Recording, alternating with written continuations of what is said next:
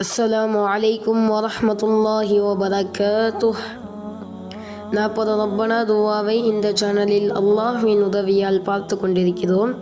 அந்த வரிசையில் இன்று 2வது ரப்பனா துவாவும் பொருளும் எதற்காக ஓத வேண்டும் என்பதையும் காண்போம். முதலாவது ரப்பனா துஆ.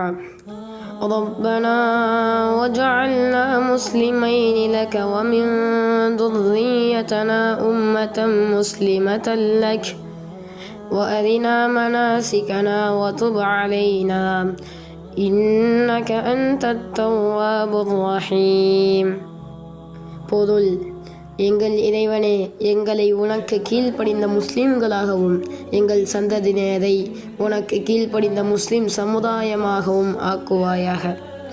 எங்கள் சடங்குகளை எங்களுக்கு காண்பி, எங்கள் தௌபாவை ஏற்றுக்கொள்.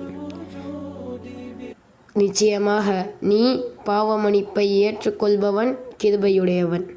எதற்காக பயன்படுத்த வேண்டும்?